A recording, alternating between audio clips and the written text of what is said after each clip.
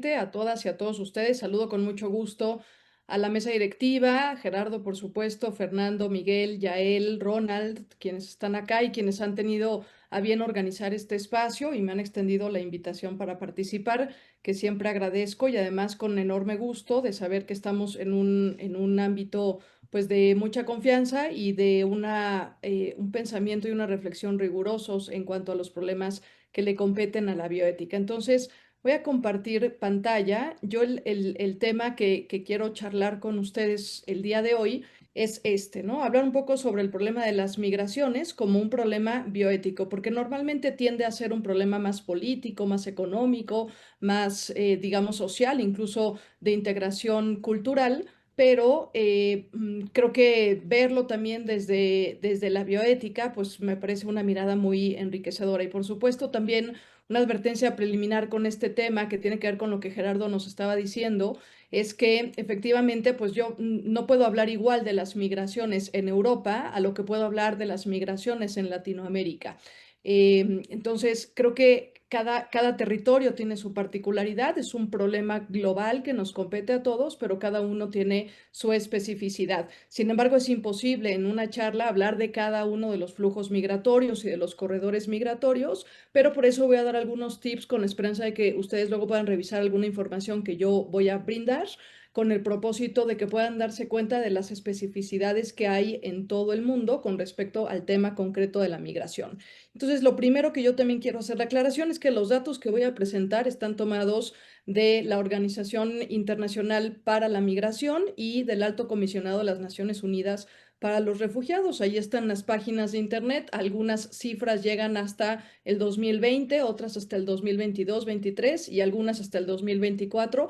Todavía no tenemos registros de estas cifras en lo que llevamos del 2025. Entonces hago esta aclaración porque además aquí en esta Organización Internacional de las Migraciones, ustedes pueden revisar un mapa interactivo del último informe con fecha del 2024 y es un mapa que les va a proporcionar una mirada muy exhaustiva de los países de donde sale la gente a los países a donde arriban, las causas, los porcentajes, cuáles son los países de donde más están saliendo los migrantes y por qué y cuáles son los países que los están acogiendo y qué implicaciones tiene a nivel, por ejemplo, de recepción de remesas, impactos económicos, impactos medioambientales, etcétera. Yo de verdad les recomiendo que revisen concretamente este mapa interactivo que está situado en la página de la Organización Internacional para la Migración. Entonces, todos los datos que voy a brindar están tomados de aquí. Y lo primero, pues, es un poco situarnos en cifras, ¿no? ¿Cómo andamos en tema de migrantes? Y hasta el día, bueno, hasta el año 2020, esta organización contabilizó 281 millones de personas migrantes internacionales, de los cuales 135 son mujeres y 146 son hombres. Claro que podemos sacar un poco más o menos los cálculos y hoy andaremos rondando por los 330 millones de migrantes aproximadamente, aunque con temor de decir esta cifra, repito, porque no está todavía registrada. Por ejemplo, niños tenemos 28 millones, migrantes que han estado encontrando modos de vida a través del trabajo formal o informal en los países de acogida, tenemos 169 millones, pero también tenemos una cifra del que voy a hablar un poquito más adelante, que son 8.500 migrantes desaparecidos o muertos durante alguna etapa de su trayecto. Y esto me parece relevante. En contraste, y hay una distinción entre estos dos términos que es muy importante, no solo para cuestiones legales, sino para justicia social, de la que hablábamos también. En contraste con esta cifra de migrantes, tenemos el otro o la otra noción de refugiados, que ahora hago la aclaración, pero también refugiados o personas desplazadas. Tenemos hasta el año igualmente 2022, esta cifra llega hasta el año 2022, 117 millones de personas que son refugiadas o desplazadas forzosamente, de refugiados 35.3 millones, de solicitantes de asilo, solicitantes de asilo 5.4 y ya de ahí personas que han pedido protección, personas que se les han dado, personas que han sido desplazados internamente. Tenemos la ola de migrantes y refugiados internacionales y la ola de migrantes y refugiados que pueden ser internos dentro de los mismos, no necesariamente tienen que salir de su país. Hay como esta clasificación importante, pero quizás también conviene y es muy pertinente hacer la aclaración entre un migrante y un refugiado, porque no siempre se entienden bien estos términos y tienen implicaciones, repito, más allá de las legales, que son las más evidentes, tienen implicaciones en el trato que se les da en los países de recepción o el rechazo que se les da en los países que se niegan a acogerlos, ¿no? Entonces, bueno, los migrantes, la diferencia fundamental radica en que los migrantes deciden libremente y voluntariamente salir de sus países por diversas causas. Pueden ser pobreza extrema, cambio climático, oportunidades de trabajo, de educación, reunirse con otros familiares, o pueden ser desafortunadamente los desastres naturales. Pero ellos toman la decisión de salir, no son orillados, ni su vida corre peligro en principio, sino que ellos libremente toman la decisión de salir de sus países. En tanto que los refugiados son personas cuya vida o la vida de su familia se encuentra en peligro debido a que han recibido amenazas graves para su integridad física, para su seguridad, etcétera, y entonces ellos pues en realidad salen, pero no queriendo salir. O sea, no es una decisión libre, sino que el peligro, el miedo, los orilla a tener que tomar la decisión de salir o de desplazarse hacia otra zona de su propio país, o bien de salir de manera internacional y pedir asilo en otros países que pueden ser países vecinos o que pueden ser países de largo trayecto, como veremos un poquito más adelante. Entonces, la palabra clave se encuentra en libertad contra riesgo, miedo, coacción, amenazas, etcétera.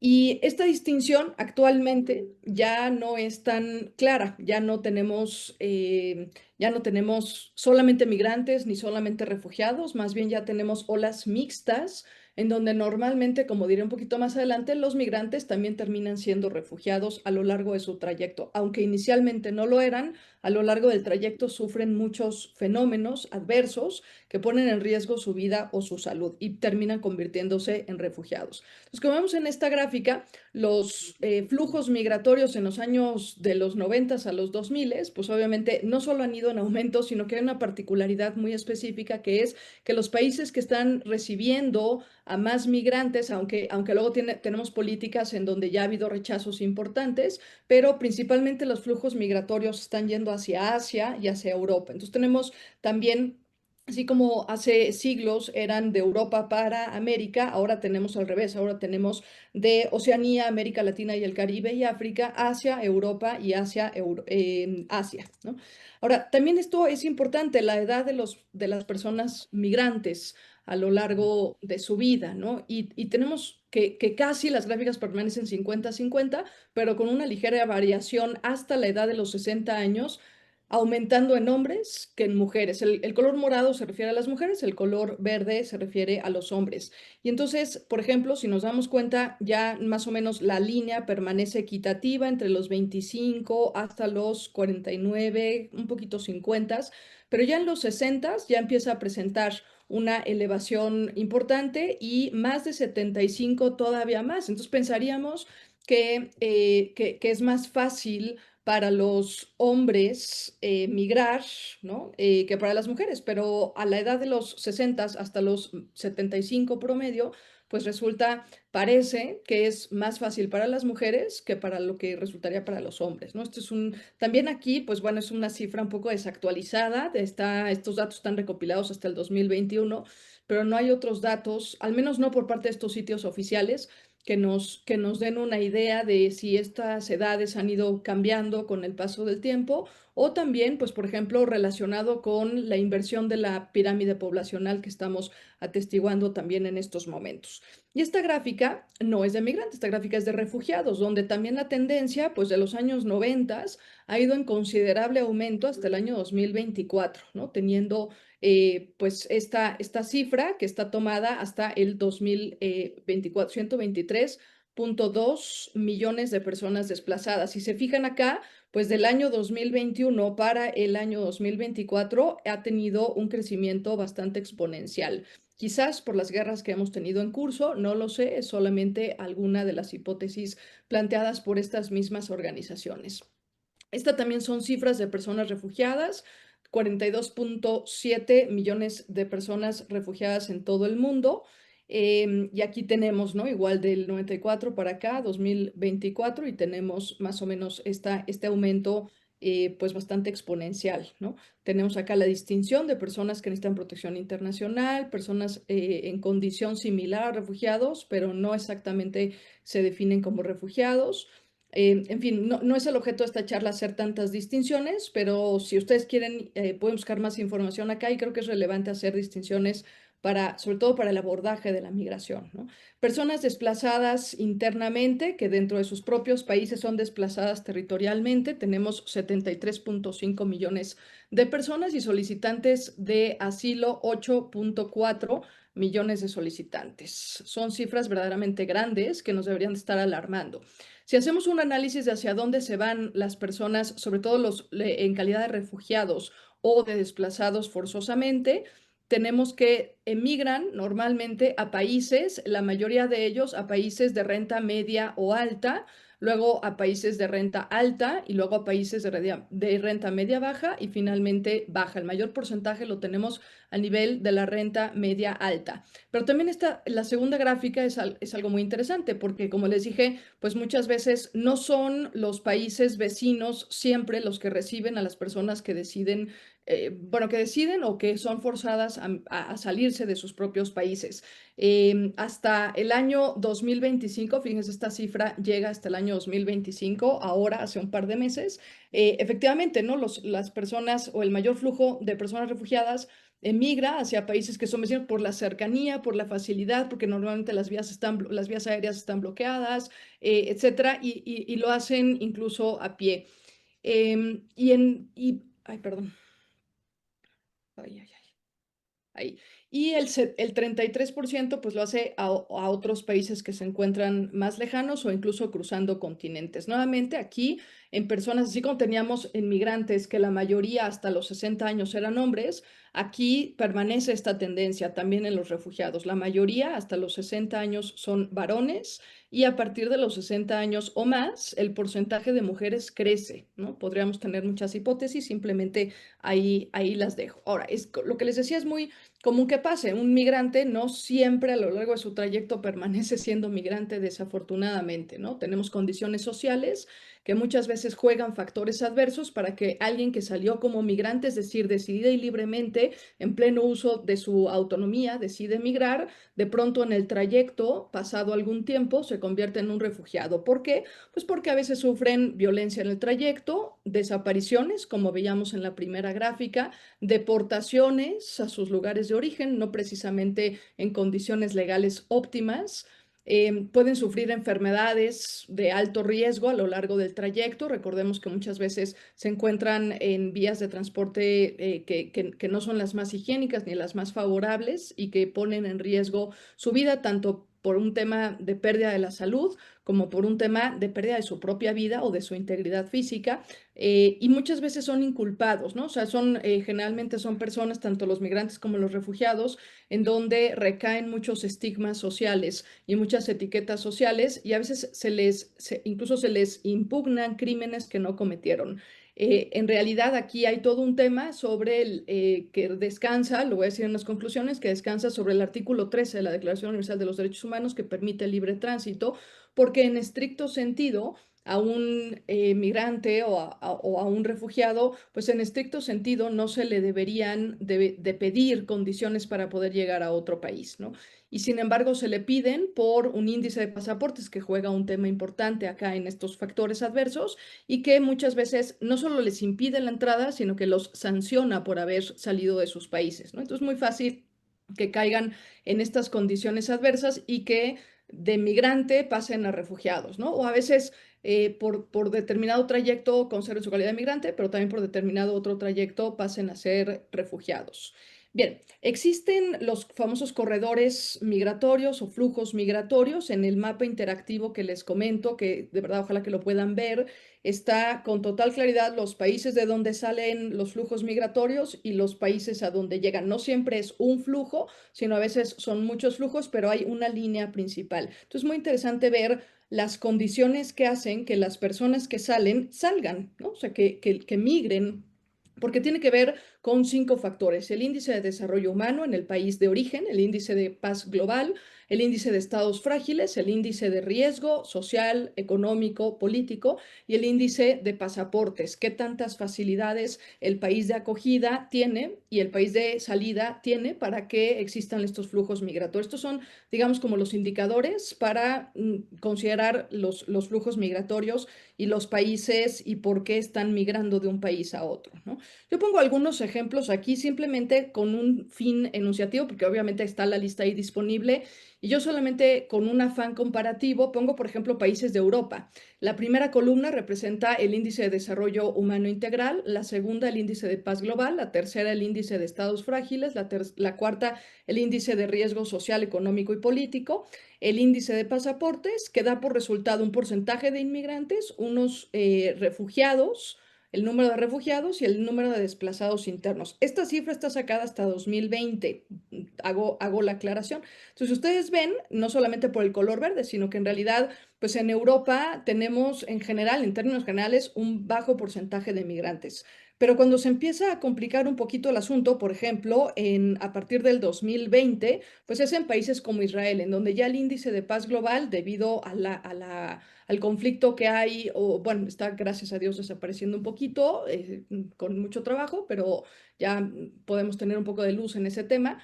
Pero, por ejemplo, en Israel, debido al índice de paz global que bajó, pues entonces tuvimos un aumento del número de migrantes y de refugiados. En países como Chile, que habemos muchos aquí conectados también de Chile y siguiendo este congreso, pues no tenemos tantos problemas. Los índices aparecen en bastante buena relación. El índice de desarrollo humano, el índice de paz deberían de estar altos y por el contrario, los otros deberían de estar bajos, ¿no? Entonces, esto es importante también de considerar porque mientras más altos sean los dos primeros, menos flujos migratorios va a haber. Mientras más más bajos resulten los otros tres índices, obviamente las posibilidades de gente que migra van a ser considerablemente mayores.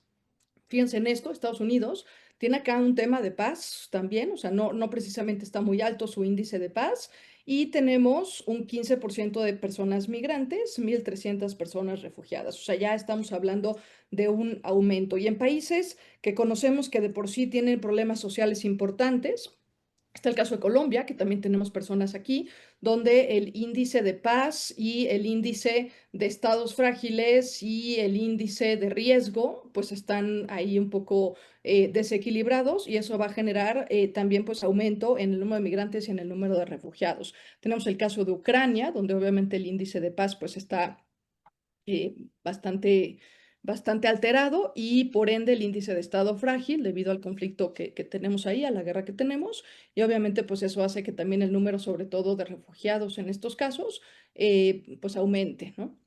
Países como Cuba, ¿no? También acá tenemos gente del Caribe. Sucede más o menos lo mismo, no me detengo, ahí pueden ver las gráficas y en el informe las ven más detalladamente, ¿no?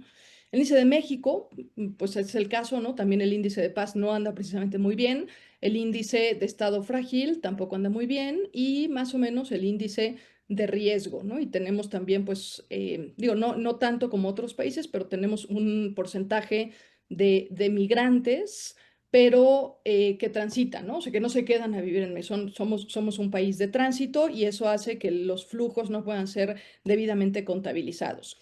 Luego, acá, por ejemplo, pues también son gráficas que ustedes pueden descargar de cada uno de sus países de origen en este informe, donde nos dice el total de personas migrantes que existe y quiénes de ellas son migrantes en realidad de que salieron de su país y se fueron a vivir a este otro y quienes no. ¿A qué nos referimos con quienes no son migrantes? Nos referimos a las personas, a los hijos de estos migrantes que ya nacen en territorio, en este caso argentino. Ahí tenemos la gráfica de Argentina, aquí tenemos la gráfica de Chile. No me detengo porque, repito, esto lo pueden ustedes revisar y ver, desplazar el mouse hacia cualquier país que ustedes quieran, pero también en un afán de hacer una comparación de cómo andamos en Latinoamérica, está Argentina, está Chile, presento el caso de Colombia y presento el caso de México, pero pueden ustedes buscar, repito, el país de su preferencia. Miren, en Estados Unidos tenemos un alto porcentaje de migrantes y de hijos de migrantes que ya nacen en territorio americano, pues tenemos también un alto porcentaje, ¿no?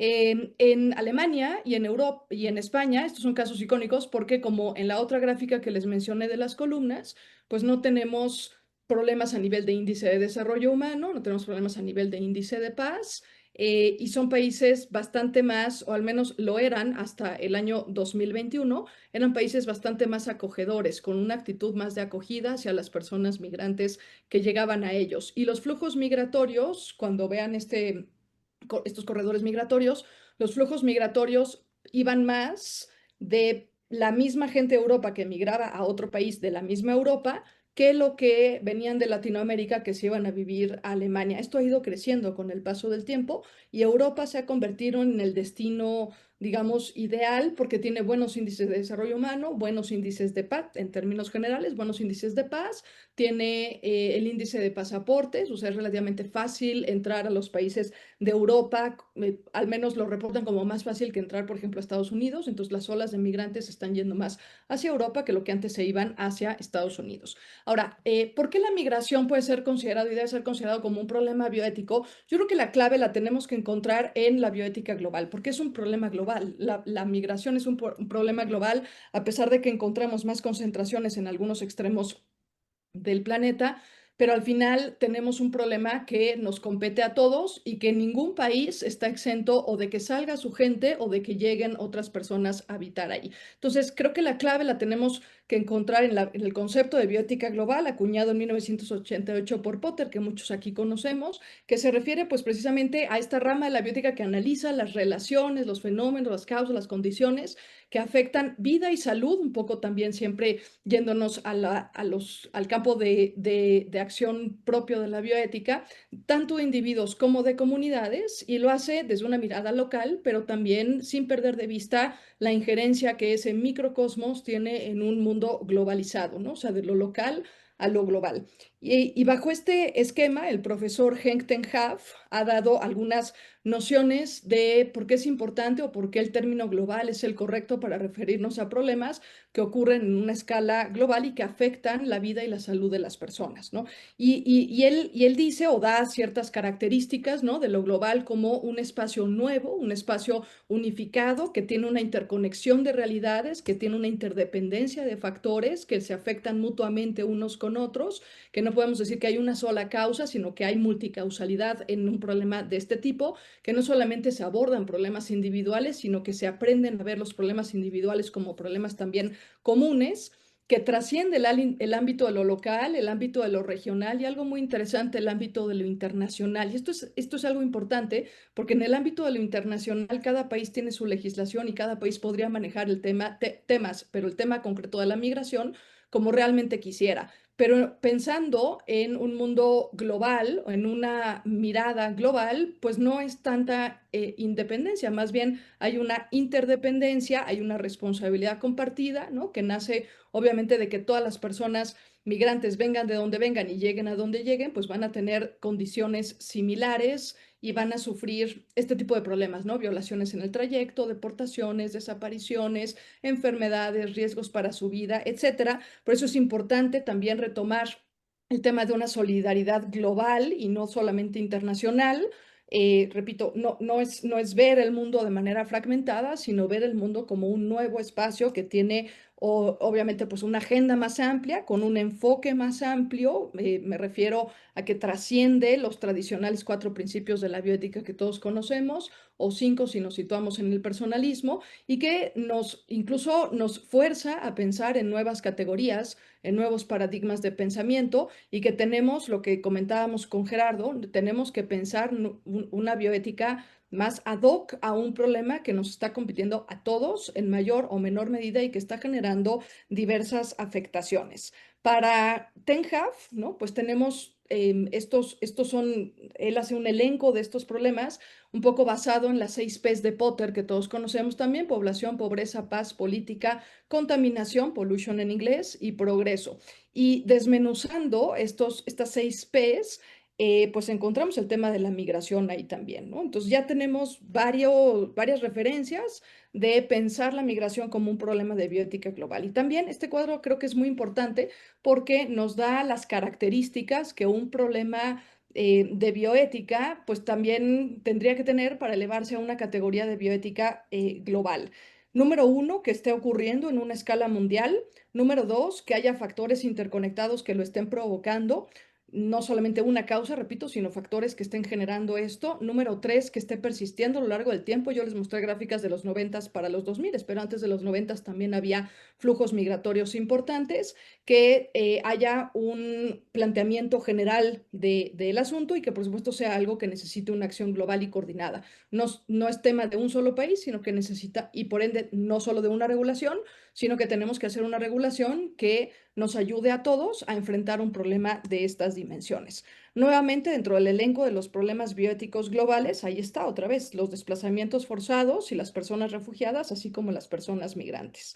Entonces, ¿por qué además es un problema que, repito, que tiene una interconexión de factores y que nos llevaría a pensar que es un problema que merece un enfoque integral de bioética, más allá de los principios? Pues porque es un problema que representa un tema importante a nivel de salud, salud individual, pero también salud comunitaria, salud global, ¿no? Que tiene que ver con temas de salud física, mental, psicológica, etcétera, de contagio de enfermedades, de transmisión de virus, etcétera.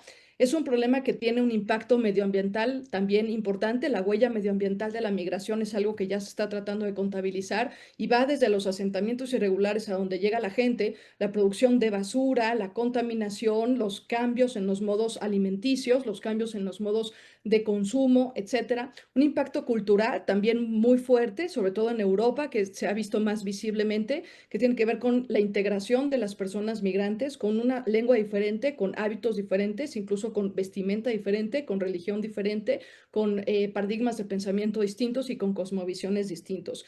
Y a veces esa integración no se logra hacer de manera eficaz y terminan formándose guetos dentro de las ciudades grandes.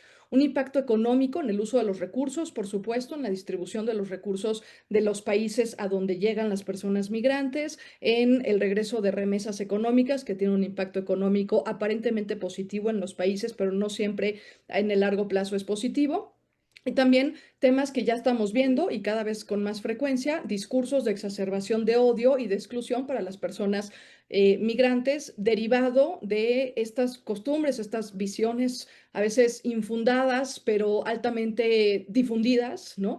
De estigmas sociales hacia las personas migrantes. Entonces, lo que estamos viendo es la punta del iceberg, pero abajo hay muchas otras cosas que están sustentando que se les niega atención médica, que haya deportaciones que no son a sus lugares de origen, y que haya agresiones y que haya estigmas sociales y que haya discursos que exacerban y polarizan la postura hacia las personas migrantes y las personas refugiadas. Entonces, bueno, para ir concluyendo, porque ya estamos sobre el tiempo asignado, pues una primera conclusión que podemos ver a todas luces en las gráficas que yo mostré y en las más que ofrece la Organización Internacional de las Naciones Unidas para la Migración, pues es que va a la alta. Tanto el número de personas que migran como el número de personas refugiadas va a la alta, y no es casual que vaya a la alta. Realmente también está yendo a la baja paralelamente los índices de desarrollo humano y los índices de paz global. Esto nos lleva a pensar que entonces tendríamos que estar solucionando primero estos temas y no tanto el tema migratorio. A veces la atención se la lleva el tema migratorio cuando en el fondo las causas son distintas. Primero, atender qué implica un índice de desarrollo humano integral y por qué está yendo a la baja, y un índice de paz global y por qué está yendo a la baja. O sea, tenemos una reconfiguración geopolítica del mundo que quizás estamos pasando desapercibida para poder entender este y muchos otros temas, ¿no? Segundo, creo que es muy importante y no olvidemos, y por eso es un tema de bioética que compete a la dignidad humana, que compete a la salud de la persona de manera integral, atendiendo a sus dimensiones física, psicológica, espiritual. Las personas migrantes y las personas refugiadas sufren muchas alteraciones, y desde la decisión de tener que desplazarse a otro lugar, y a veces la no decisión, pero una amenaza a su propia vida o a la vida de los suyos, tienen afectaciones psicológicas, físicas, sociales, profundas, que terminan en esto, lo que decían, en discursos de exclusión, de marginación, de xenofobia, en donde ya ha habido casos desafortunados en los últimos años, donde incluso terminan con la vida de las personas, ¿no? ¿Cuál es la postura frente? O sea, no es el mero tema de la migración per se, sino es el tema de la persona migrante, ¿no? Y eso es, creo, importante aprender a verlo así. Y acá, pues obviamente tiene ahí una motivación que no podemos dejar pasar, que desde la bioética también es importante, pero quizás lo es más para quienes son abogados, que es el derecho al libre tránsito del que les comentaba, que está plasmado en el artículo 13 de la Declaración Universal de los Derechos Humanos y que se ve pues roto, ¿no? Se ve fragmentado, a veces clausurado por condiciones profundas que tienen que ver con los porqués migra una persona a otro país y que tienen que ver también con las consecuencias de su llegada a otro país, las consecuencias para el resto de ese país, pero las consecuencias para él, en donde, repito, esta integración no siempre se da porque no siempre se dan las condiciones favorables para que la persona pueda tener una integración correcta, ¿no? Ahí recordemos las palabras del Papa Francisco, ¿no? Los 4 verbos que desde el inicio de su pontificado en Lampedusa nos dio a conocer: acoger, promover, integrar, y son tan conocidos que ya se me olvidó el cuarto, a las personas migrantes, ahora lo recuerdo. Entonces, creo que, repito nuevamente, ¿no? O sea, nuestro trabajo no es solamente hablar de la migración, de los flujos de migrantes, de cuántos migrantes hay y contabilizarlos. Nuestro trabajo es atender las causas más profundas del tema de la migración.